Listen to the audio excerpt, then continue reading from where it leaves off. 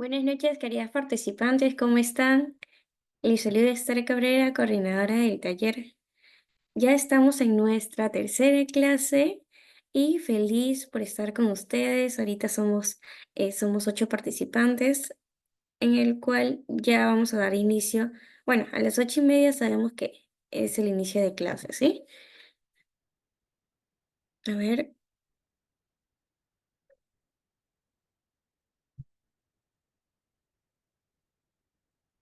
vamos a esperar unos minutitos más para que se puedan unir las demás participantes, para poder iniciar. A las 8:30 estaríamos iniciando con nuestra primera clase, ¿sí?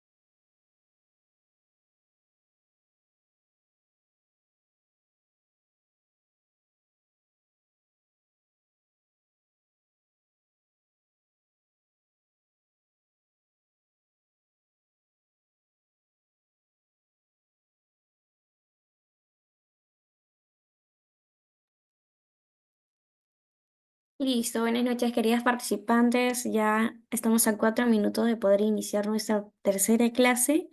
Y antes, bueno, primero quiero aprovechar en poder disculparme con cada una de ustedes por el tema de que aún, bueno, sobre todo quienes han tramitado lo que es la certificación y quienes se han matriculado a lo que viene a ser en el diplomado. Es que a uno se le ha podido, bueno, no a todos se le ha podido compartir lo que viene a ser las clases grabadas, ¿sí? Y el material de estudio. Lo que pasa es de que tuve un inconveniente sobre todo con WhatsApp. Primero tuve inconvenientes con el tema de WhatsApp, que no podía ingresar, y luego otro es de que el día de ayer por plan de 10 de la mañana, 11, me bloquearon el WhatsApp. Es por ello que no he podido compartirles las clases grabadas, o quizás me han pedido información sobre alguno de los diplomados, y no he podido responderles, pero ya el día de hoy he podido solucionar ello. Ya me han permitido poder recuperar prácticamente el WhatsApp, y ya el día de mañana le estaría compartiendo todo conforme a las clases grabadas, los materiales de estudio, ¿sí? Por esa parte no se preocupen, y también voy a estar respondiendo los mensajes que me han dejado. He visto muchos mensajes de parte de ustedes, así que me voy a estar comunicando con ustedes. Me han pedido su información también. Entonces, hoy me voy a estar comunicando con ustedes, y el día de mañana, ¿sí? El día antes del mediodía estaría compartiendo a quienes tramitaron el certificado, las clases grabadas, los materiales de estudio también va para quienes están llevando, bueno, se están matriculando en el diplomado, ¿sí? Así también les hago recordar que como se tenía pautado hasta el día 26 poder regularizar su inscripción, juntamente a poder completar la parte del taller, eh, lo que viene a ser lo restante del certificado. Se tenía el plazo hasta el día del 26, hasta el día de ayer, pero se está dando la extensión por el bueno, por el mismo hecho de que he tenido complicaciones yo con mi WhatsApp y no he podido este, verificar o compartir los medios de pago. Darle el plazo hasta el día de mañana para que puedan ir regularizando el pago, ¿sí? Tanto de completar la inscripción del diplomado juntamente a lo que viene a ser el taller de certificado. Sí, ya el día de mañana, hasta el día de mañana se les estaría dando el plazo para que ustedes puedan regularizar el pago. Por esa parte no se preocupen, sé que todavía he recibido algunos mensajes con respecto al certificado, al diplomado, también lo estaría gestionando hasta el día de mañana para poder recepcionar la foto del voucher sobre todo. Patricia Nolasco. Sí, justamente estaba viendo ello. Mira, en este caso la certificación se está brindando con el valor de 100 nuevos soles ahora. Hasta el día de mañana se estaría gestionando ello, ¿sí? Con respecto al diplomado, también si alguien más desea llevar el diplomado, puede comunicarse conmigo a través del grupo o por interno también para poder ayudarles, ¿sí? Así que ya, si tienen una pregunta más, ya lo estaríamos viendo ya al finalizar, Patricia, al finalizar el taller lo estaríamos viendo, ¿sí? Así como lo estaba comentando, a las demás compañeras he tenido problemas con mi WhatsApp, pero ya he solucionado ello. Así que ya voy a poder responderle sus mensajes a cada una de ustedes. Así que sin más que decir, vamos a dar pase a nuestra magíster que está muy entusiasmada con la clase de hoy, que ya es nuestra última clase modelo, pero de igual forma bueno, los alumnos que ya se han matriculado la magíster Melissa va a estar acompañándolo a lo largo de estos 8 meses. ¿Sí? Así que le voy a dar pase a nuestra magíster Melissa García para que pueda iniciar con la clase. Muy buenas noches, magíster. Buenas noches, Esther. Muchísimas gracias por el pase. Buenas noches con todos ustedes también. Sí, efectivamente, ¿no? Como menciona, esta es ya la tercera y última sesión respecto a la clase de psicopatología infantil. Bueno, quienes se inscriban en el diplomado, quienes ya se han inscrito, lo vamos a ver un poquito con mayor detenimiento, ¿no? Hoy digamos, estas tres sesiones han sido, digamos, de manera una revisión general, ¿no? Respecto a la psicopatología infantil. Entonces vamos a continuar. Bueno, por ahí ya estoy viendo algunos nombres que voy recordando.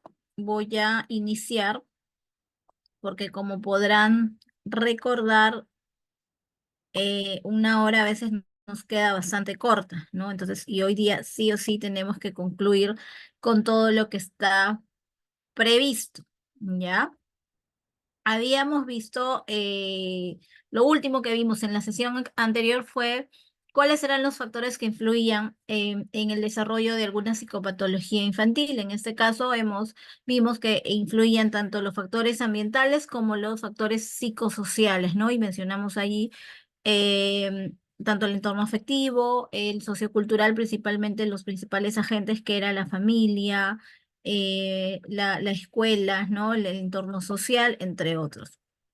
Muy bien, entonces, pero también un punto importante, ya una vez que hemos determinado, digamos, cuáles son los factores, ¿no? Lo que genera una conducta o que yo pueda percibir una conducta como psicopatológica, pues es importante también cómo yo puedo hacer un diagnóstico adecuado respecto a hablar o poder determinar si se trata de algún trastorno o alguna psicopatología, ¿no? En este caso, en cuanto al infante y el niño. Entonces, son varios puntos, ¿no? Y principalmente aquí parte la actitud adecuada por parte del evaluador, en este caso, por parte del psicólogo, ¿no? Recordemos que para hacer un diagnóstico, quien tiene la precisión es el psicólogo clínico en este caso, ¿sí? De repente aquí quienes son docentes pueden tener ciertos, porque también conocen, es importante, conocen también la psicología del niño, ¿no? Incluso son los primeros, como lo hablamos en la primera sesión, ¿no? Quienes se van a dar cuenta de algunos indicadores o de algunos aspectos que están saliendo dentro de lo esperado, dentro de lo normal, son también los docentes. Pero quien hace un diagnóstico con una mayor profundidad, ¿no? Con mayor indicio es pues el psicólogo, en este caso un psicólogo clínico que digamos que principalmente lo que hice tiene que establecer pues esa cordialidad, esa comunicación adecuada, ¿no? En este caso, principalmente primero con los padres, porque son los padres quienes van a llevar al niño, ¿no? Para poder realizar un diagnóstico previo, ¿no? Y también dentro de ello, cómo yo me voy a relacionar una vez que ya recogí toda la información, cómo me relaciono específicamente con el niño, ¿no? Y crear situaciones o una actitud adecuada, una actitud positiva entre el niño o el infante, en este caso a quien yo voy a evaluar, ¿no? Y no, sobre todo cuando se trabaja con niños, nosotros no podemos ser tan directivos. Saben, tienen la idea de lo que es el ser directivo y el ser no directivo, ¿no? Porque, por ejemplo, cuando en el diplomado vamos a hablar un poco acerca de lo que es la entrevista. Y existen diferentes tipos de entrevista, ¿no? Que es la entrevista directiva y la entrevista no directiva. ¿Tienen alguna idea acerca de lo que es ello? ¿A qué me refiero yo cuando menciono que, sobre todo cuando se trabaja con niños, ¿no? O en general, yo tengo que tener una actitud, yo como profesional debo tener una actitud, ¿no? Sobre todo no directiva. ¿A qué me estaré refiriendo? ¿Tienen alguna idea?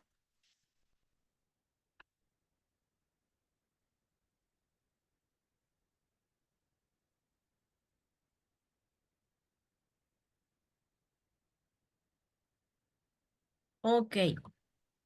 Entonces, a ver, ya empiezo a leer los chats. Ya, sí, es importante, ¿no? Usar la empatía es una de las herramientas o habilidades que el psicólogo debe tener, pero más allá de eso, el ser no directivo es no ser tan rígido en cuanto a las preguntas, ¿no? Nosotros usamos a veces cuestionarios para realizar entrevistas, pero esos cuestionarios a veces suelen ser muy estructurados. En el caso de niños, sobre todo, yo tengo que ser de pronto mucho más observador, eh, no ir con preguntas así tan rígidas, ¿no? Sino dejar ser, ver que el niño se explaye, con este caso el papá también, ¿no? Que el niño se explaye, observar, ir viendo todas las conductas y en ciertos momentos yo voy preguntando, ¿no? Yo veo el momento en que sí necesito preguntar o de repente, sobre todo con los niños, trabajamos a través del juego, pero en qué momento paro y empiezo por ahí a hacer algún tipo de preguntas. O de pronto, ¿no? Mientras estoy jugando con él, le voy realizando algunas preguntas, pero que esas preguntas no terminen siendo tan rígidas. Por eso es que se dice directivas, mientras que lo no directivo es lo contrario, ¿no? Dejar a la persona, al paciente, en este caso al niño, que se explaye, ¿no? Y obviamente cuando hablamos de una psicopatología o quiero detectar una psicopatología, tengo que también ser muy hábil para ver qué herramientas voy a ir utilizando y en función de eso, porque hay niños también que hablan bastante, pero hay otros niños que no. Entonces, ¿qué otras herramientas puedo utilizar, no? Entonces, por eso es que en este caso se sugiere eh, no ser tan directivo, ¿ya? ¿Qué más? El empleo de la inducción y la inferencia, ¿no? Es decir, utilizar mi lógica también, mi criterio para ir viendo y determinando justamente allí, ¿no? En qué momento es que yo puedo aplicar de pronto determinadas estrategias, determinadas técnicas, ¿verdad? El poder, el desarrollar o el tener esa capacidad analítica, ¿no? Pero al mismo tiempo también sincrética, de poder, ya, ¿no? Ya me va dando, a medida que yo voy viendo, voy conversando, ¿no? Voy observando, entonces voy dándome cuenta de algunos factores, de algunas cosas, ¿no? De repente los gestos, las señales que me van a ir a mí dando algunos indicios de, ¿no? Algunas, o por ahí buscar otra forma, ¿no? ¿De qué otra forma puedo de repente, ni siquiera dándoles la indicación de que me realicen un dibujo, entonces busco otras formas, ¿no? A través del juego, con títeres, etcétera, ¿no? Y por ahí voy. Si voy buscando, encontrando que por ahí me va dando algunas pistas, ¿qué otras más preguntas puedo irle haciendo, ¿no? Como para ir sacando mis criterios, mis patrones, o por ahí que me van a permitir ir detectando cosas, ¿no? Aspectos, puntos importantes o algunas señales. Perdón, ahí no es la actitud adecuada, ¿ya? Ahí hubo un error. Ahí es los conocimientos técnicos y científicos. Ahora, terminando la presentación, lo corrijo para que lo puedan enviar también. Los conocimientos técnicos y científicos. Aquí sí es importante, ¿no?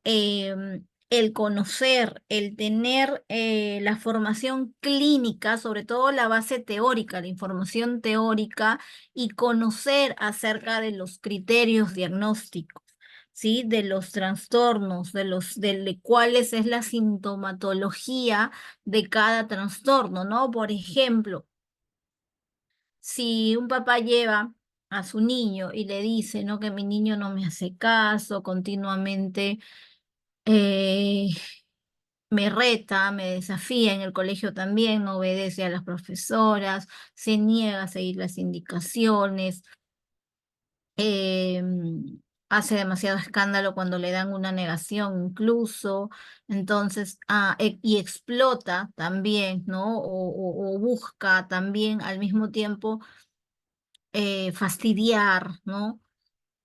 Hacer que uno se enoje con facilidad, entonces, eso me puede estar dando ya una idea, ¿no? Si yo conozco la parte teórica, si yo conozco la sintomatología o sé los criterios diagnósticos de un trastorno específico, entonces, de acuerdo a lo que me va mencionando, y por ahí yo voy preguntando también, porque se entiende que si yo conozco, que si yo tengo información, si yo he revisado la teoría, ya, perfecto, esto se puede tratar de tal cosa. Entonces le voy preguntando también, ¿no? Digamos, le voy repreguntando, ¿ok? Y ahí también va mi capacidad de análisis, mi capacidad de análisis, mi capacidad de eh, poder, ¿no? Ir buscando, a ver, esto es, esto no es, se puede dar, entonces y allí ya podría ir determinando, ¿no? En función de lo que me va comentando y también de lo que voy observando. Y eso me va a ir dando indicadores de que puede tratarse, por ejemplo, de un trastorno negativista desafiante, que podría tratarse de pronto de un trastorno disocial, ¿no? O un trastorno explosivo intermitente, pero ya más o menos tengo una idea que con la observación me va a permitir ir poder sacar una conclusión. Pero si yo no tengo la base teórica, no tengo la formación técnica y científica, no me voy a poder dar cuenta. Por eso un punto importante también para ello, más allá que la actitud adecuada, que la intuición, la inducción, la inferencia o el razonamiento, es también el tener los conocimientos científicos y técnicos, ¿no? Por eso es importante que continuamente ustedes vayan revisando la teoría, ¿no? Los criterios diagnósticos entre uno y otro, para poder hacer también lo que se llama el diagnóstico diferencial, ¿no? Porque hay diagnósticos, hay trastornos que son parecidos, que se asemejan. A veces se puede confundir, por ejemplo, el trastorno negativista desafiante con el trastorno de la conducta o conocido también como trastorno disocial. Entonces, allí es donde yo tengo que ver, ¿por qué? ¿Y por qué no puede ser este? ¿Por qué sí este y por qué no este otro? Y allí también viene el uso de la lógica, ¿no? Justamente, ya, que me va a permitir poder ir sacando, viendo, deduciendo si se puede tratar de este trastorno o si se puede tratar de este otro, ¿no? Entonces, sí es importante la formación, ¿ya? La formación técnica científica que debe tener el profesional para poder. Y también otro punto, la observación. ¿Y por qué creen que yo he colocado en negrita y en mayúscula la observación? A ver, ¿por qué creen?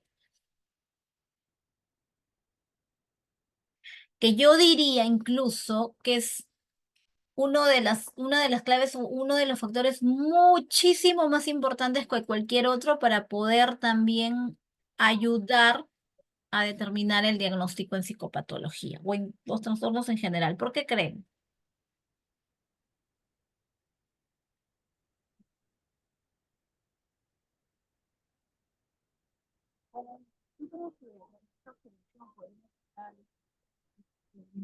Si podrías subir tu micrófono, por favor, porque no te logro escuchar, no sé si sea yo, solo yo, y puede tratarse de mi señal, o es que no sé si las otras personas que están también la logran escuchar, o de lo contrario lo puedes escribir a través del chat, porque si te soy completamente honesta, no te logro escuchar, apenitas, casi nada, muy, muy Sí, distante. Miss, no se escucha.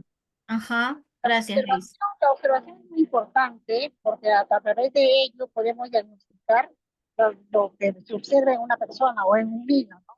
Podemos ir viendo qué tipo de condiciones tiene tal vez.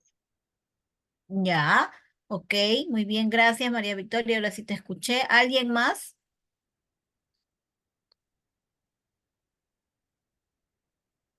¿Por qué más será importante la observación?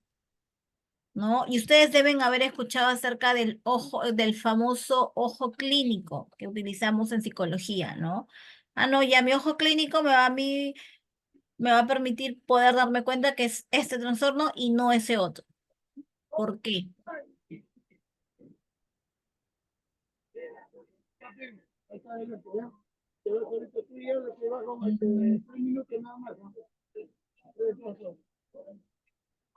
No sé quién ha activado su micrófono. Si es que no va a participar, por favor, tengan cuidado en eso.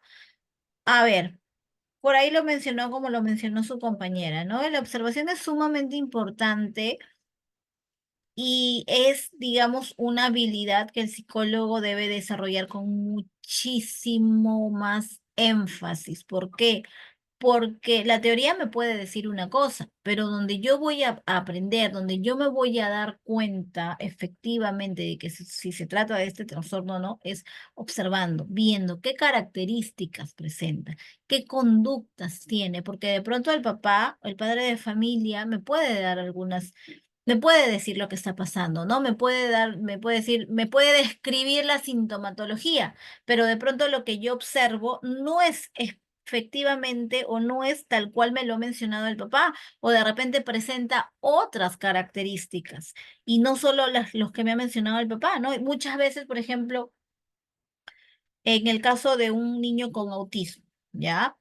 No, sí, mi hijo no sigue indicaciones, sí, le cuesta, es un poco rígido, pero no, pero es que a nivel académico va bien, o no, sí sigue indicaciones, sí permanece sentado. Sin embargo, cuando el niño se queda a solas y yo voy observando sus conductas, me voy dando cuenta que no es así, ¿no? Que el niño sí le cuesta mucho seguir indicaciones, que le cuesta permanecer sentado, por ahí dice, no, sí dice algunas palabras, pero no, o no, no, a mí sí me mira. No, o sí me hace caso cuando yo lo llamo, está fijado, cuando está en la televisión no me hace caso, pero después cuando yo lo llamo sí voltea. Ah, sin embargo, cuando lo ves en la evaluación, lo llamas, no está con la televisión, no está específicamente o no se suele fijar con mucho énfasis en un objeto, pero lo llamas y no te responde. Está cerquita, estás a su lado, le dices pero está mirando, digamos, hacia un lado y yo lo llamo y no me responde. Entonces, la observación a mí me va a permitir determinar muchos otros factores u otra sintomatología que de repente no se trata del trastorno cuando los papás me dieron la información yo sospechaba, sino se trata de otro. Y ahí voy a tener que nuevamente corroborar la información que me dieron los padres. A ver, vamos a leer por aquí. Recopila información de manera objetiva, es decir, en el contexto real, tal cual, ¿no? Por eso es que es sugerible que muchas veces cuando se hace el diagnóstico, cuando se hace la evaluación, los papás no estén presentes, porque quieran o no, los papás van a influir y no voy a, ¿por qué? Porque de pronto sí, con los papás sí responden, ¿no? Porque ya se acostumbraron, ya hay, pero no va a ser espontánea, no voy a observar una conducta de manera espontánea. ¿Qué más? observando al niño, niña, sus gestos, forma de comportarse, de socializar, conducta, lenguaje. Claro, eso es lo que yo voy a poder observar, ¿no? Cómo son sus gestos, cómo se comporta cuando, o cómo actúa cuando no están sus padres en un contexto real y de manera mucho más espontánea, ¿verdad? Cómo socializa, si es que socializa o no, etcétera. En función de la sospecha que yo ya tengo, porque es la información que en un primer momento eh, me dieron los padres. Entonces, allí también mi criterio, mi lógica, mi razonamiento puede ir cambiando, ¿no?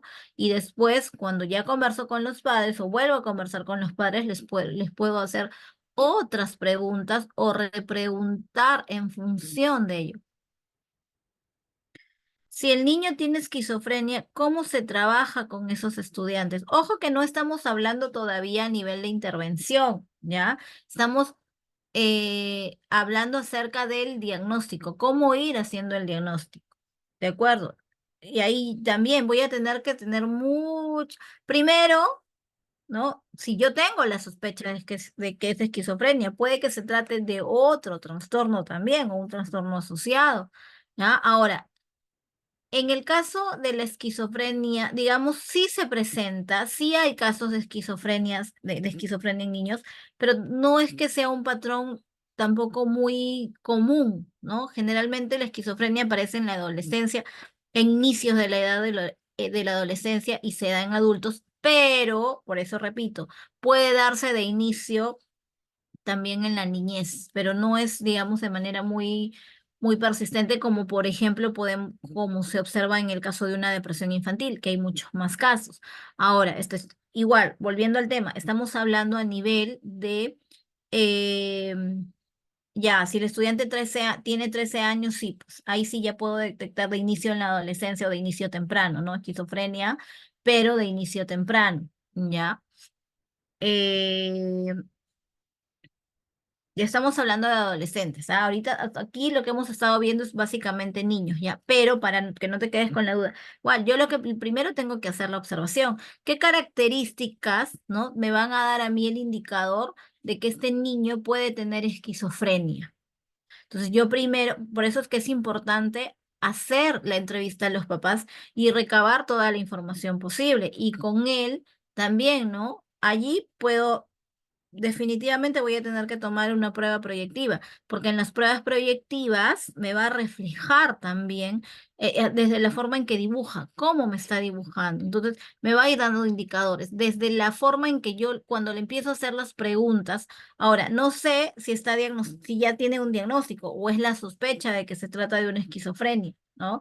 Porque si yo voy a hacer un diagnóstico, y acá, por ejemplo, en el caso de esquizofrenia, y tiene que pasar también por evaluación psiquiátrica, ¿ya? Igual, en general, en los trastornos de todos los que tienen que ver con psicopatología, siempre también se sugiere la intervención del psiquiatra o la evaluación o, digamos, la reconfirmación por psiquiatría, ¿ya? O en algunos casos neuropediatría, como es en el caso de los trastornos del neurodesarrollo, ¿ya? Es que va a depender mucho también de la gravedad en el caso de este estudiante. Entonces, en función de ello, puede que sí, ese niño también necesite ser medicado, ese adolescente, porque estamos hablando de un menor. Primero, ya hay que tener claro, ya 13 años ya no es un niño, es un adolescente. Entonces, ese adolescente puede que sí, necesite medicación, ¿ok? ¿Y qué tan grave es si a pesar de, primero, si es que puede seguir estudiando en el colegio, porque no en todo, recordemos que existen también varios tipos de esquizofrenia, ¿ya? Sobre todo en la esquizofrenia de tipo paranoide, la persona con medicación puede hacer su vida sin ningún problema, entonces habría que ver también de qué forma, ¿no? Por eso digo, el tipo de gravedad si es que está siendo medicado o no, porque puede que sea digamos, o el nivel o la gravedad sea fuerte que de repente pueda lastimar a otras personas. En ese caso no sería recomendable, primero que esté en la escuela, ¿no? Porque es un caso bastante psiquiátrico, ¿ya? Básicamente por ello. Y la intervención tiene que ser también a nivel conductual aún así, pero en el caso de esquizofrenia sí o sí necesita también llevar medicación, ¿ya? Eso sí es bastante importante. Eh, y bueno, por eso hablábamos acerca de la observación, ¿no? Lo importante que es la observación. Y cogiendo de este caso, ¿no? Al momento de poder observar, si yo tengo sospecha que se trata de una esquizofrenia que por lo general se da de inicio en la adolescencia, ¿no? En niños es poco común, pero se da en algunos casos. Entonces también voy a observar, ¿no? De repente su mirada, qué tipo de comportamientos está presentando, si esos comportamientos, ¿no? O me empieza a decir, digamos, o frases incongruentes o tener un pensamiento incoherente, entonces ya hay una sospecha de algo, ¿no? De que sí se podría tratar de de una esquizofrenia de inicio infantil, pero lo tendría que derivar en ese caso también con psiquiatría para que me confirme el diagnóstico, ¿ok? Y bueno, la personalidad del clínico, ¿no? Del profesional en psicología, sobre todo en el área clínica, que pues tiene que ser, sobre todo cuando se trabaja con niños y con adolescentes. Primero tiene que gustarte el trabajo con niños y adolescentes, tener mucha paciencia, ¿no? Tener mucha paciencia, muchísima energía también, porque el desgaste también es mucho mayor, ¿no? Entonces va a implicar muchas cosas, que te guste, que tengas la paciencia suficiente para poder trabajar, para poder, de repente hoy día no estuvo de buenos ánimos e ir buscando otro tipo de estrategias que me permitan a mí llegar a ese niño, ¿no? Pero si te gusta el trabajo con niños, tú mismo o uno mismo va a ir descubriendo cómo puede, digamos, llegar, ¿no? Porque la idea con niños es llegar a tratar de generar ese rapport, pero de una forma diferente a la que generas con un adulto, ¿no? Sobre todo es a través del juego, ¿ya? Porque estamos hablando infantil, ¿no? O en la niñez, estamos hablando de niños pequeñitos. Ahora. Otro punto importante, ¿cuáles son los objetivos del diagnóstico clínico? ¿Por qué yo quiero establecer un diagnóstico, ¿no? ¿Por qué? Porque primero es importante, ¿no? ¿Qué objetivos? Primero, yo tengo que identificar las causas y los factores que intervienen en el origen, en el desarrollo y configuración del problema. Entonces es allí cuando yo hago la historia clínica. eh, eh, Tengo que buscar toda esa información, ¿no? Ir, digamos, encontrar el origen, ir desde el punto, desde la raíz para poder determinar o darme cuenta a qué o qué es lo que ocasionó, cómo es que esto se presentó y poder encontrar o tener una visión mucho más general acerca de la problemática que está ocurriendo. Eh, es importante también conocer el desarrollo psicobiológico del niño. ¿A qué me referiré con eso? A ver, ¿alguna idea?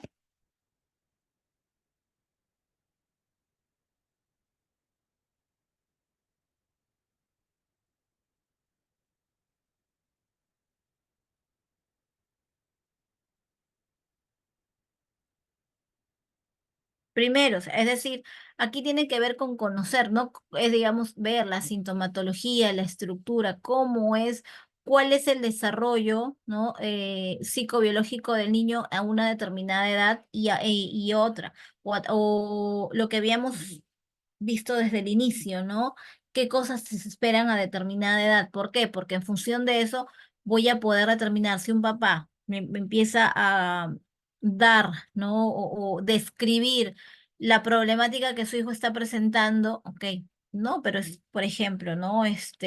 No sé, pues es un bebé y tiene algunos aleteos, es posible, porque los bebés sí tienen aleteos, ¿no? Entonces, puede que sí esté acorde, pero y de repente solo que el señor tiene una sospecha, está preocupado, etcétera, etcétera, ¿no? Como lo contrario, de repente no, hasta el día de hoy, no sé, tiene unos comportamientos fuera que a mí sí me hacen sospechar, ¿no? Ya está con 7 años, sin embargo, cada vez que mi esposa y yo nos vamos, entra en crisis o nos está llamando a cada rato o está pidiendo el celular para mandarnos un WhatsApp, ¿no? Entonces, ese no es un comportamiento esperado a esa edad.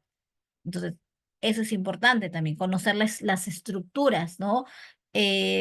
Psicopatológicas también. ¿En qué momento yo podría determinar de que se trata de una psicopatología o no?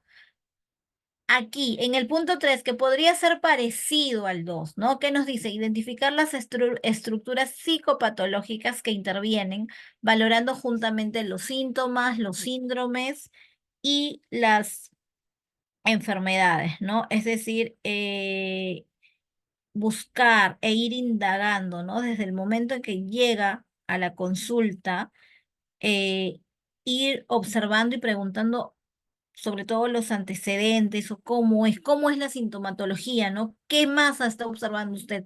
Aparte y por ahí, en función a lo que me va comentando, a lo que me va diciendo, yo voy haciendo más preguntas. ¿Por qué? Porque ya a mí me va dando sospechas de algo, ¿ok? Y en función de eso, yo puedo, para mí se trata de este diagnóstico, se trata de pronto de una depresión infantil, ¿ok? Y voy preguntando más cosas. ¿Desde cuándo está así? ¿No? ¿Hace cuánto que lo ha observado? ¿O cuándo empezó usted a observar este cambio? ¿O de pronto ya controlaba esfínteres y de la noche a la mañana empezó a orinarse en la cama? ¿Desde cuánto? ¿Hace cuánto tiempo que usted observó este comportamiento? ¿O desde hace, no? ¿Cuánto tiempo atrás? ¿O hace cuánto es que usted observó? Usted me dice que hubo un cambio, ¿no? Empezó a orinarse. ¿Qué cree que haya sucedido? ¿No sucedió nada, ninguna situación estresante o muy relevante o que usted considere que puede haber ocasionado ese cambio, ¿no? ¿O qué otros cambios ha observado en su hijo, por ejemplo? Porque sabemos que la enuresis está asociado generalmente, si no hay, ahora, ¿no? Ahí también le tengo que hacer la pregunta, ¿lo ha llevado al médico, han hecho el descarte clínico? Porque sobre todo en casos de enuresis y copresis, tengo que hacer también el descarte clínico primero. Y si el padre me dice, ya lo hice, no, sí, no hay nada, todo está bien, ok, nos vamos entonces estrictamente por el lado emocional o psicológico. Y la enuresis está asociada principalmente a problemas emocionales. Entonces, allí, ¿no? Es por eso que yo le tengo que preguntar, ¿qué cree usted que haya sucedido o sucedió algo o cree usted que sucedió algo como para que pueda haber generado esa situación o se ha puesto a pensar en función de ello? Por eso es que tengo que buscar o valorar todas las razones o todas las situaciones que podrían estar generando esa sintomatología o de la que yo creo, ¿no? De acuerdo a lo que me va eh, comentando o de la información que me van indicando. Luego, formular el juicio clínico. A ver, ¿a qué nos estaremos refiriendo con ello? Con formular el juicio clínico. ¿Qué creen?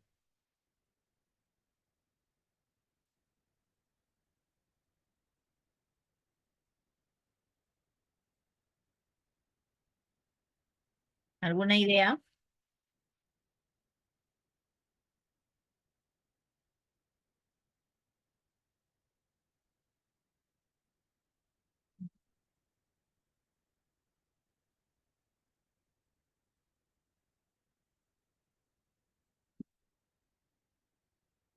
Y ahí también voy haciendo, ¿no? Pidiendo toda la información que yo considero relevante aquí en este punto.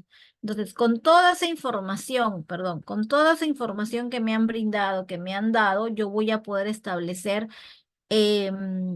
digamos, algunas hipótesis que me van a permitir ver, no, se puede tratar de este diagnóstico, se puede tratar de este otro, ¿verdad? Y algo tiene y ahí es donde yo empiezo a analizar, ¿no? A darme cuenta, no, pero presentó esto. Entonces, reviso toda la información brindada, hago nuevamente una revisión de lo que yo observé, si es que por allí le apliqué algunas pruebas también, hago con toda esa consideración, con toda esa información, es que yo voy a poder formular y emitir un juicio, ¿no? Un juicio clínico y por ahí llegar como tal a un diagnóstico o a una presunción diagnóstica, ¿ok? Recuerden que nosotros siempre tenemos que colocar, cuando entregamos el informe, presunción diagnóstica.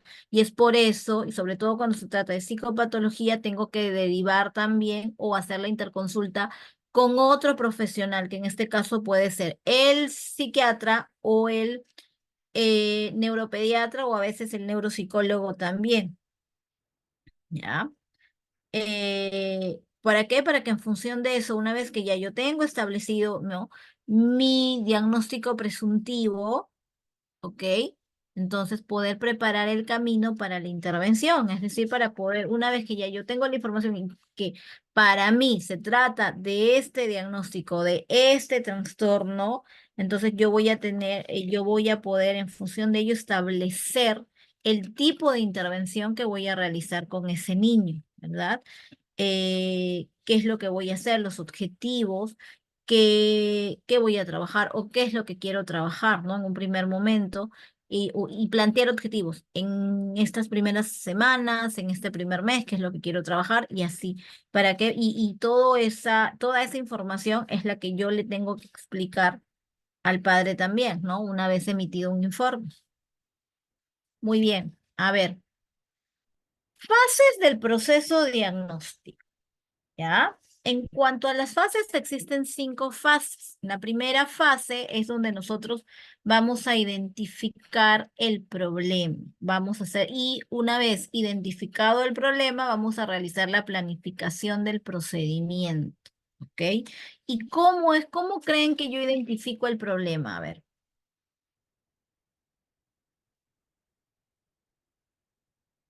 La primera y la segunda sesión observé y vi que hubo mucha mayor participación. No sé qué ha pasado el día de hoy, que veo una participación así bastante mínima, bastante reducida.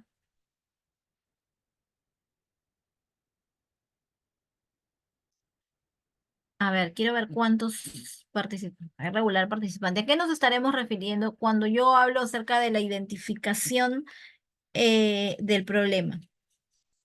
¿Qué es lo que intentaré buscar? Hoy, perdón. Así.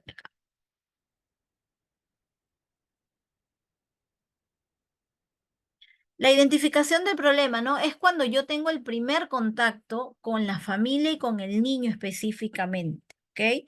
Entonces, allí es donde yo tengo que centrar toda mi atención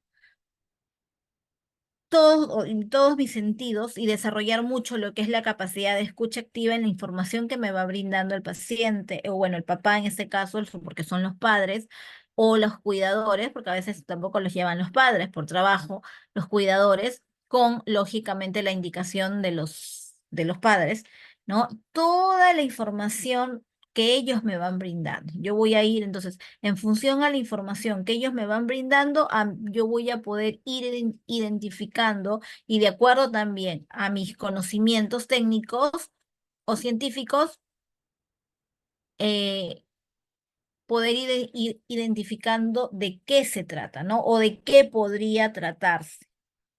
Entonces, en función de eso, yo también voy haciendo las repreguntas y voy obteniendo la información y lo que hemos hablado en la diapositiva anterior, ¿no? Repreguntando, buscando información. También es observar al alumno, efectivamente, también, porque de esa manera también voy, en este caso, el paciente, ¿no? Voy em, identificando, me van diciendo, y es lo que yo usualmente hago, por ejemplo, ¿no? Yo voy entrevistando al papá, le voy dando, ya, le voy repreguntando, ok, perfecto, pero al mismo tiempo voy observando al niño, voy viendo qué está haciendo, ¿no? Voy por ahí viendo su comportamiento, por ahí le puedo ir haciendo algunas preguntas también al niño en función de lo que me va diciendo el papá, también, ¿no? O por ejemplo, no, al contrario, ¿ya? Ahí lo que yo tengo que hacer es observar todo. Mientras más información me den lógicamente que esa información tiene que ser relevante. Si continuamente me están repitiendo lo mismo, no, ya yo le empiezo a preguntar más cosas. Pero yo tengo que dejar ahí, por eso hablaba de una atención no directiva, que el papá me hable, me cuente, me vaya diciendo cosas, porque eso a mí me va a permitir dando más luces, ¿no? Para poder hacer un mejor diagnóstico, ¿no? Y de acuerdo a lo que me va comentando, yo voy yo observando. Y en las siguientes sesiones ya tengo esa información. A ver, ¿qué más puedo hacer? ¿Qué necesito? ¿Qué otras cosas necesito determinar?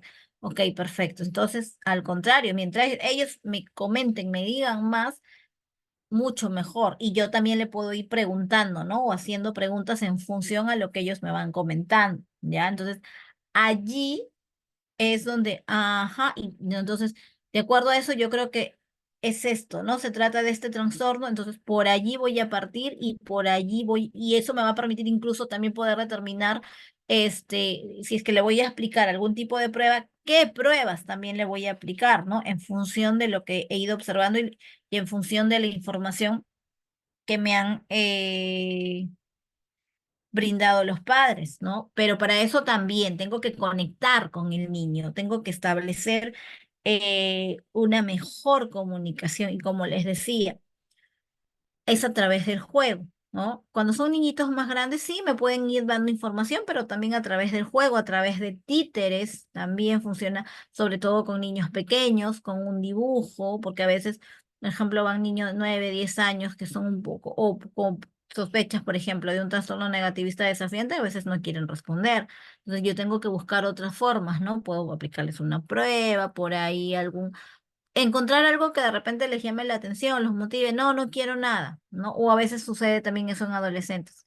Bueno, entonces cuéntame, ¿no? De pronto acerca de cuáles son tus intereses, cuáles son tus gustos, ¿no? Por allí, o ¿y qué tal? ¿Cómo te va en la escuela? De lo más mínimo ya que aparentemente sea que de repente para el niño puede parecerle irrelevante o para el papá también, pero para mí no, porque así yo voy conectando, exacto, ¿no? Ir entablando poco a poco una conversación.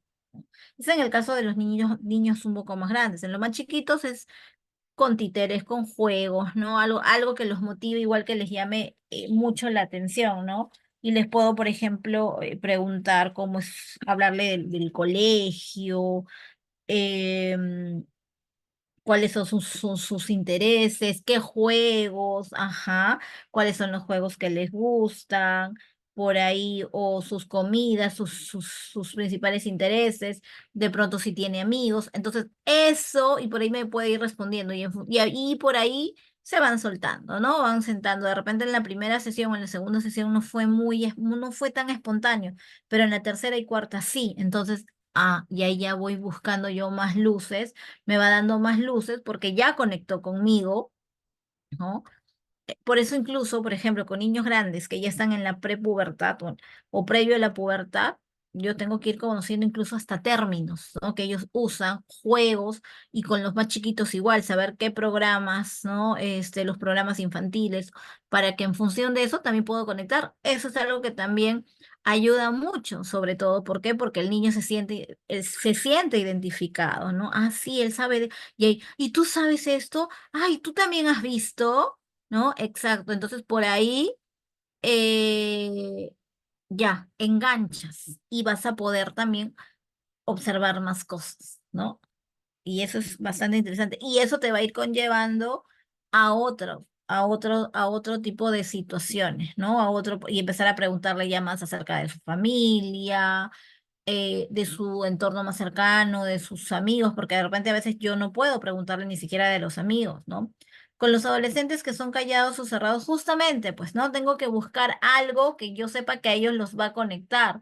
No puedo hacerles de repente que me dibujen algo, porque ellos de repente, y a partir de ello, y cuéntame, ¿qué has visto? ¿Y por qué has hecho este dibujo? De repente ni siquiera le pregunto quién es o te has dibujado a ti mismo, porque sé que no. ¿O qué has sentido al dibujar este dibujo? Te pueden decir nada, ok, pero ¿cómo así? Nada. ¿Por qué crees, no, que no has sentido nada? Algo debes haber sentido al momento de dibujar, de repente te has relajado un poco más, ¿no? Yo no te, y es más, y me pueden poner muchos peros. Esto, no, que yo no sé dibujar, no importa. Nadie, yo no quiero un dibujo perfecto, ¿no? Simplemente quiero que dibujes, o por ahí de repente le voy dando otro, o alguna otra actividad, de repente que pinte, ver, busca, de repente, mira, ahí tengo diferentes objetos, diferentes juegos, elige tú el que quieras, y poquito a poquito voy conversando con él, ¿no? Buscando, tratando, o conocer, por ejemplo, los adolescentes están mucho ahora en esta onda del famoso K-pop, em, ¿no? De estos grupos coreanos, creo. ¿No? O saber, por eso es que cuando hago la entrevista con los padres, tengo también, ¿no? Que ahí es donde yo les debo preguntar cuáles son sus intereses, qué les gusta, ¿no? Si se relaciona más con chicos de su edad, con chicos más grandes, con chicos menores, porque en función de eso también voy a poder empezar a enganchar y hacer la conexión con ellos. A ver, por acá vi otra cosa, otro comentario. En el dibujo puedes sacar muchas cosas, ¿no? Por eso es que el dibujo es muy importante, sobre todo en niños muy callados o en adolescentes que no quieren hablar, el dibujo. ¿Por qué? Porque, y sobre todo que son pruebas proyectivas. ¿Por qué? Porque a través del dibujo el niño expresa, ¿no? Su lado inconsciente, lo que de pronto de manera verbal no lo puede decir. Y allí nosotros tenemos que observar incluso todo, el lenguaje no verbal sobre todo, ¿no?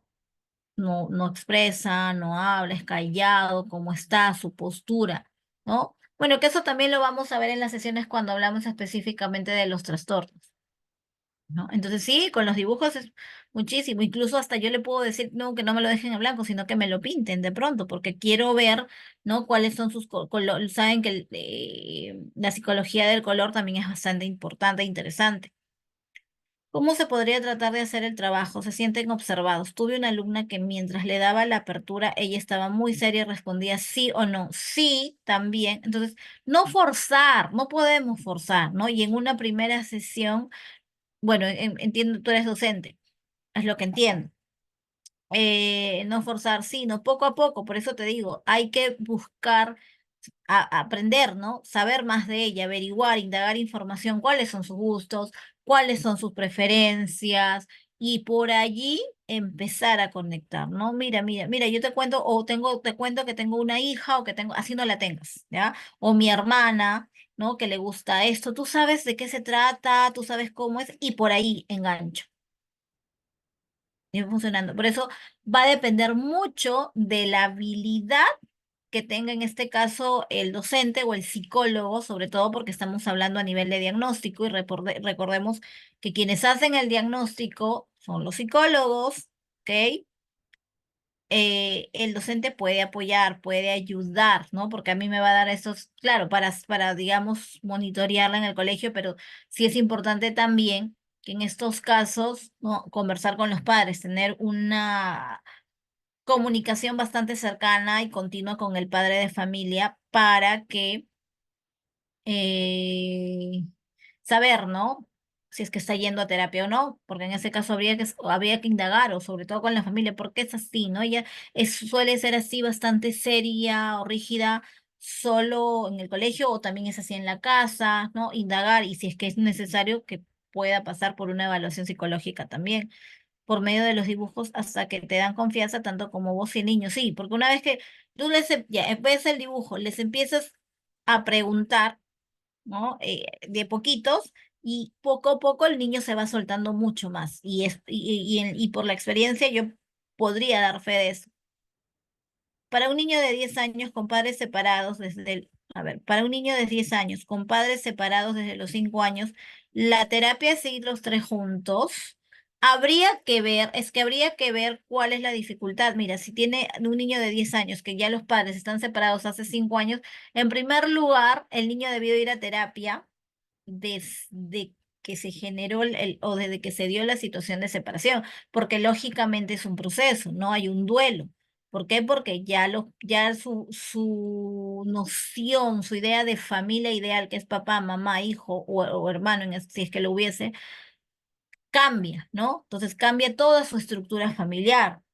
Y sí, definitivamente, tiene que, si es que eso le ha afectado o no, que es posible que sí, igual tiene que llevar terapia individual el niño, pero también terapia familiar. El modo, la forma, la distribución la tiene que determinar justamente el terapeuta, ¿no? Porque no siempre la terapia familiar significa que todas las sesiones, por ejemplo, van a estar los tres. Puede que en una sesión solo se cite al papá y la mamá, porque necesito abordar al papá y a la mamá, nada más. ¿Ya? Entonces, pero sí, en ese caso sí, individual y familiar, individual para el niño.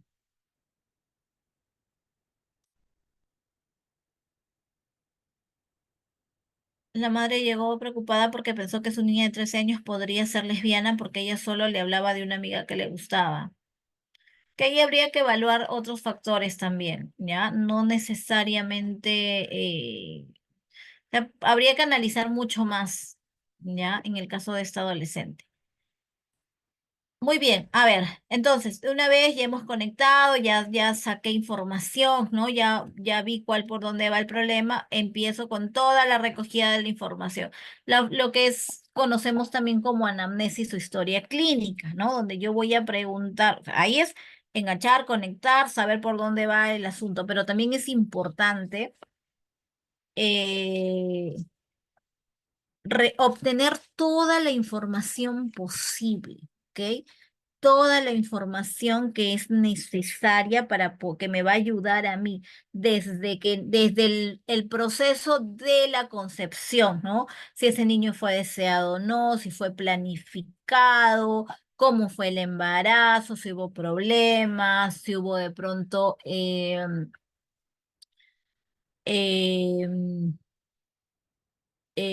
ay, ¿cómo se define esto? ¿No? Sospecha o por ahí eh, tuvo que hacer reposo porque estaba ¿no?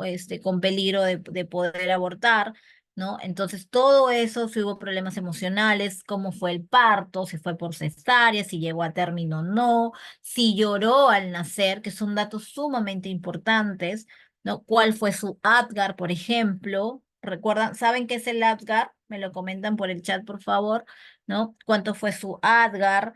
Em, Todos lo que a mí me va a permitir, lo que yo considero que es necesario para poder emitir un juicio clínico, ¿no? Para poder establecer un buen diagnóstico. Desde que, por eso les decía, cómo fue el parto, si lloró, si no lloró, si tuvieron que hacerle incluso reanimación en el caso de cuando el bebé no llora, porque sí o sí el bebé debe llorar, por si acaso, ¿ya? Al nacer. Em, si fue prematuro o no, ¿no? Cuáles los antecedentes de los padres también, ¿no? Si hubo infecciones durante todo, o postparto, cómo se dio el posparto, si fue incubadora o no, y todo lo referencia al desarrollo evolutivo, ¿no? A qué edad lactó, a qué edad caminó, si gateó, su desarrollo psicomotor, su desarrollo del lenguaje, todos esos aspectos que son importantes, ¿no? Y el problema actual, lógicamente, recabar mucha mayor información también, ¿no? Es importante, no se olviden del motivo de consulta, porque en función a eso es que yo también empiezo a obtener o a preguntar sobre todo acerca del problema actual, ¿no? Hay padres que no se preocupan por sus hijos. Había un niño de 7 años que nadie se sentaba con él porque al que se sentaba le pegaba, le hincaba con los lapiceros a sus compañeros, ¿no? Llamé a los padres y vivía con el abuelo, pero una actitud negativa, gritando que le hacemos, perdón, no logro leer esto bien.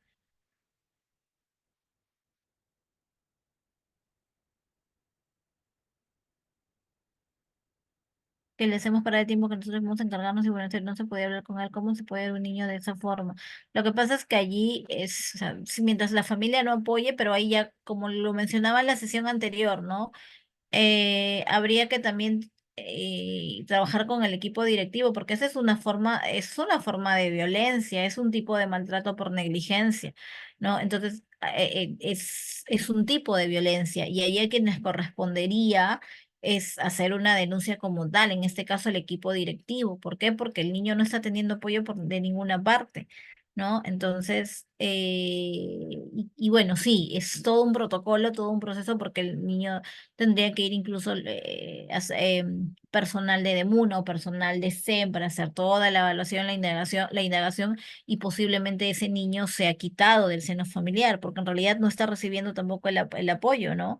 Y obviamente ahí pues es retirado, posiblemente se le lleva a un albergue y también sí pasa por un proceso de terapia psicológica, porque está en una situación de abandono, aunque tenga físicamente el espacio, aunque esté en una casa, viva con la familia, pero es una forma, repito, de maltrato por negligencia.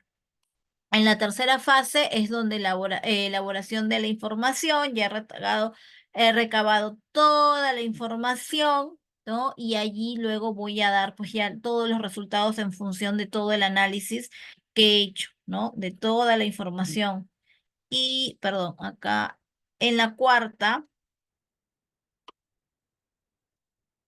Bueno, entonces ya recabé la información, ya hice mis hipótesis, ¿no? Con toda la información ya, digamos, hice varios diagnósticos diferenciales, dije, no, este no es, ¿por qué? Porque por eso lo descarto. Ese no es, por esto, lo descarto. Y me quedé simplemente con uno, que es la hipótesis diagnóstica o mi presunción diagnóstica, ¿no? Y finalmente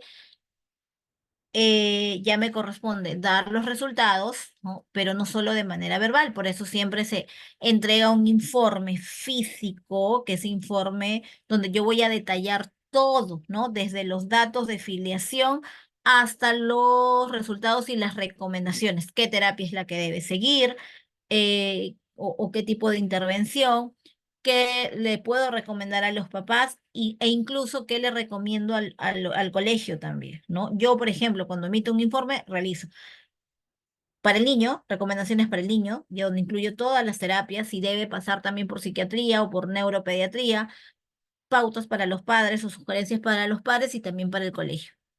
¿No? Porque sí es importante que ese informe sea bastante detallado, pero al mismo tiempo también con términos que se puedan entender y sobre todo un informe correcto, sin faltas ortográficas. ¿Por qué? Porque es un documento legal y no es solo darlo de manera verbal, ¿no? Yo tengo que sustentar. ¿Y cómo lo sustento? Con un informe.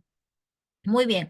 Entonces, ahora, como para ir culminando, porque ya veo que tenemos poco tiempo también, justamente, ¿no? Esos son los principales trastornos que vamos a ver, digamos, durante el diplomado. ¿Ya? ¿Por qué? Porque, por ejemplo, los trastornos destructivos del control de los impulsos y de la conducta no los puedo ver, digamos, o conjunto con los trastornos de ansiedad o de expresión, todo en una sola sesión, porque cada uno hay que explicarlo de manera muchísimo más detallada, incluida también la intervención, ¿no? ¿Cómo intervengo en cada trastorno? ¿No? ¿Qué pautas específicamente? Entonces, con más detalle los vemos. Ahora, dentro del trastorno de los trastornos destructivos, del control de los impulsos y de la conducta, están pues justamente los que habíamos mencionado anteriormente, ¿no? El trastorno negativista desafiante, el trastorno explosivo intermitente, el trastorno de conducta, ahora se llama así según DSM-5, que es conocido también como trastorno disocial, según el CIE-10. ¿Y por qué menciono el CIE-10? Si es porque, aunque ya existe el CIE-11, ¿por qué? Porque todavía en algunas instituciones o en el MINSA en general, tengo una alumna que trabaja en el MINSA, todavía no se ha establecido, digamos, la base como tal, o sabemos que existen muchos trámites burocráticos, ¿no? Entonces, como sí, sí, bien es cierto, existe el CIE-11, pero todavía no está regulado para que se aplique como tal o ya se basen. Entonces, de acuerdo al CIE-10, ¿no? Es conocido como trastorno disocial, cuyas características, bueno, las principales, por así es la destrucción a la propiedad privada, ¿no? Algo similar a lo que vimos en la película en la primera sesión, ¿ya? Entonces, por ahí están, y cada uno tiene sus características particulares, porque pueden parecerse, ¿no? Pero ¿cuál es la diferencia? Y entonces eso es lo que nosotros vamos y analizamos en cada sesión, ¿no? Es toda una sola sesión dedicada solo a estos trastornos. Otra sesión por ahí dedicada a los que son trastornos de la excreción, como habíamos mencionado, principalmente la enuresis y la encopresis, ¿ya? Que está asociada principalmente a trastornos de tipo emocional.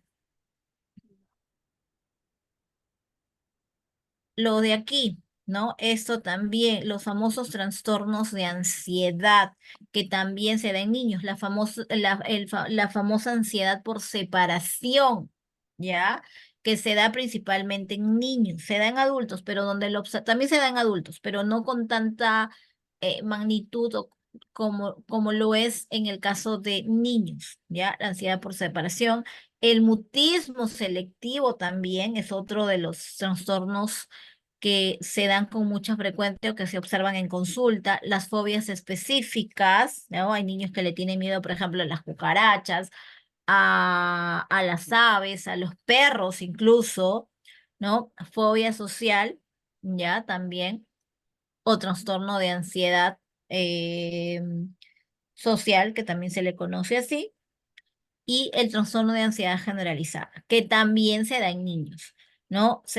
Digamos, en adultos tiene muchas más características, ¿no? Varios criterios, cuatro, cinco, pero en el caso de niños, suficiente con un criterio, ¿no? Sobre todo porque ahí en la ansiedad generalizada, la característica principal es la excesiva preocupación por diferentes situaciones. Entonces, el niño, y bueno, hay otros criterios más, ¿no? Pero si el niño me cumple con unos, podría hablar de ansiedad generalizada, pero igual, todo esto lo vemos en una sesión aparte, ¿ya?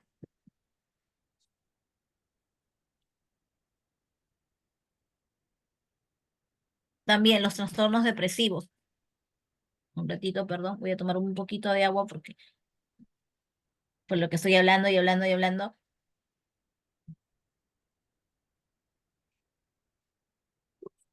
Tenemos al trastorno de desregulación de estructura del estado de ánimo, que por ahí también incluso se podría confundir con el trastorno explosivo intermitente, que está considerado dentro de los trastornos disruptivos, ¿no? Entonces, se puede, y ahí es donde nosotros vemos y hablamos acerca también del diagnóstico diferencial, que también cuando hablamos acerca de diagnóstico, porque hay una clase específica acerca de lo que es el diagnóstico específicamente, cómo hago el diagnóstico, tengo que hacer énfasis y hablamos acerca del diagnóstico diferencial, que en psicopatología es muy importante, ¿no? Para justamente no cometer errores, no confundirme y dar un falso diagnóstico. ¿Por qué? Porque al dar un falso diagnóstico, pues también mi intervención va a fallar. ¿Y por qué un niño o por qué la intervención no va a mejorar o por qué ese niño no mejora? Porque lógicamente la intervención no es la apropiada y no porque la intervención esté dándose de manera inadecuada, sino que para ese trastorno no está funcionando, porque no es el trastorno que ese niño presenta, ¿no? Sino es otro trastorno.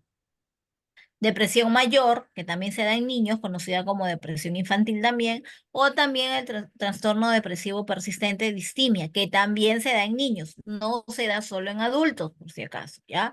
También se presenta en niños. Y creo que hasta aquí, ya. ¿Y cómo es la intervención? Generalmente ¿ya? Se aplican técnicas cognitivo-conductuales, sobre todo para el trastorno del control de los impulsos, para trastornos de ansiedad y depresión, son técnicas cognitivos conductuales, en casi la mayoría. Ahora, la forma va a cambiar definitivamente, pero y ahí por eso es que ustedes observan y he colocado las más importantes, que también mencionarlas en una sesión de una hora, imagínense todos, mencionar todos los trastornos de conducta, los de ansiedad sería imposible, como las técnicas también sería imposible. Estoy mencionando de manera general porque todo esto lo vamos a ver en el diplomado, ¿ya? Bueno, las principales, ¿no? Las técnicas de extinción, el tiempo fuera, la solución de problemas también. Autoinstrucciones, las técnicas de reforzamiento, sobre todo reforzamiento positivo, donde se incluye el análisis conductual de la conducta, el análisis conductual aplicado o el ABC de la conducta, que también es conocido, contrato de contingencias, el costo de respuesta, entre otros. Pero también es importante el tratamiento farmacológico, ¿ok? En algunos casos. por ejemplo, en el trastorno negativista desafiante o en el trastorno disocial, sí, en muchos casos es necesario también el tratamiento farmacológico, ¿ya? Porque, pero eso va a depender de la gravedad. Entonces, allí es un trabajo multidisciplinario también, a veces incluso con neuropediatra también. Ya, en el caso de depresión, dependiendo del grado también o un trastorno ansioso. Entonces, si se complementa, ya, ojo, no en todos los casos, no necesariamente, en todos los casos va a haber un tratamiento farmacológico. Ahora, ustedes, bueno, entonces, hasta aquí he terminado, no sé si estamos concluyendo, no sé si hay alguna pregunta, porque estamos justo en el tiempo. Esther, ¿me comentas también?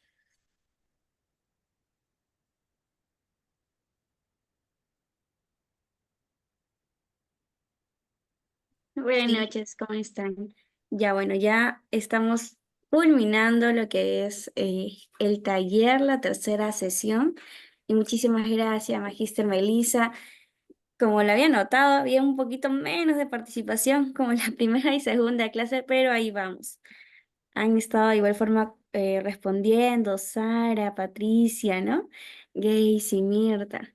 Bueno, felicitarlas a cada una de ustedes por llegar hasta aquí, hasta nuestra tercera clase, y feliz por ello, la verdad. Y bueno, como lo había estado mencionando, bueno, primero felicitarlas, ¿no? Felicitarlas por haber culminado la tercera clase. Y también, por otro lado, también comentarles, así como lo había comentado al inicio, de que el día de ayer tuve inconvenientes con mi WhatsApp, fue bloqueado. Recién hoy por la tarde recién pudo estar habilitada, ¿no? Y es por ello de que el día de ayer no les pude compartir las clases grabadas ni los materiales de estudio. Pero ya, como le había mencionado, el día de mañana sí o sí lo estaría compartiendo al mediodía, ¿sí? Al mediodía lo voy a estar compartiendo. Y también, como lo había mencionado ya en la primera clase, con respecto a los talleres, el certificado de los talleres y juntamente el diplomado, los que han realizado la reserva correspondiente, era hasta el día 26, pero por este inconveniente que he tenido, bueno, no se está postergando, sino que se está dando chance que ustedes puedan realizarlo hasta el día de mañana, el pago correspondiente bien de la cancelación del certificado, poder hacer, bueno, en este caso completar el certificado, el pago del certificado, y también para quienes están llevando el diplomado, también poder regularizar el pago correspondiente hasta el día de mañana, ¿sí? Eso es lo que quería mencionarles, así que si alguien más tiene alguna consulta, alguna duda, pues puede mencionarlo ahora para poder ayudarles con respecto a ello, ¿sí? Señorita, Sí, con señorita, María en la Victoria. clase pasada no creo que no mandó el link de la asistencia, no sé si hoy lo va a enviar. Ah, Gacy. Sí, en este caso no te preocupes, Gacy, de que ya se está tomando la asistencia automáticamente, ¿sí? Ok, muchísimas Ujú, sí, gracias. Gacy, no te preocupes. Ya, entonces, eso le quería pedir también disculpas por ello, por todo el tema del inconveniente del día de ayer, sobre todo que se iba a regularizar los envíos, pero ya no se logró. Pero ya para el día de mañana se estaría haciendo el envío correspondiente de las clases grabadas y del material de estudio. Alexandra, el diplomado estaría iniciando el 9 de julio, ¿sí? Pero las inscripciones con descuento se están brindando ya hasta el día 29, en el cual aún puedes acceder, Alexandra. Ya, mira, con respecto al diplomado, se están brindando tres tarifas. Son tres tarifas promocionales porque en sí el diplomado tiene un valor de inscripción que incluye matrícula más primer módulo en 370. Ahora se está brindando, si no me equivoco, en 230, que es la segunda tarifa, que es 100 soles la matrícula y 130 soles la mensualidad. ¿Sí? Ya tus siguientes mensualidades se estarían manteniendo en 130. Alexandra, te recomiendo que si deseas llevar el diplomado, que me escribas por interno para brindarte los detalles y conversarlo por ahí, ¿sí? Sí, Alexandra.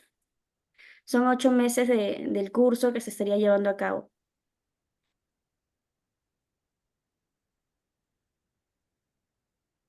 Ujú, listo, Alexandra. Ya, bueno, no hay más preguntas, creo yo. Entonces vamos a dar por... ¿A qué número escribo para el diplomado? Ah, Paula. Ya, mira, te voy a compartir ahora el número. Si tú te encuentras en el grupo de psicopatología, también puedes escribirme por ahí para ayudarte, ¿sí? Pero este es mi número corporativo. Ah, ya. Si estás en el grupo de patología, psicopatología infantil, entonces escríbeme por ahí para brindarles los detalles del diplomado. De igual forma voy a estar enviándoles un mensajito por ahí y para brindarles lo que viene a ser la inscripción, ¿sí? Así que por ello no se preocupen, voy a estar compartiendo, ahí ya me escriben a través del grupo o por interno ya me van escribiendo para poder ayudarles. Listo, Paola. Bueno, listo, queridos participantes, la verdad que feliz por cada una de ustedes. Patricia, es el número de la institución, ¿sí? Te voy a compartir también por interno, te voy a estar compartiendo el número de la institución. ¿Sí, Patricia? Ya, listo, no te preocupes. Voy a estar compartiendo todos los detalles correspondientes, tanto el certificado como también el diplomado, por el grupo que tenemos, el grupo de psicopatología. Si alguien de aquí no se encuentra en el grupo, puede mencionarlo para poder agregarle, ¿sí? Es en el grupo de psicopatología infantil, identificación e intervención temprana. Listo, queridos participantes, la verdad que agradecerles por su participación el día de hoy y ya quienes se han matriculado en el diplomado nos estaríamos viendo ahí junto a nuestra ponente Melissa García. Así que muchísimas gracias, queridos participantes. Vamos a dar por culminado el taller.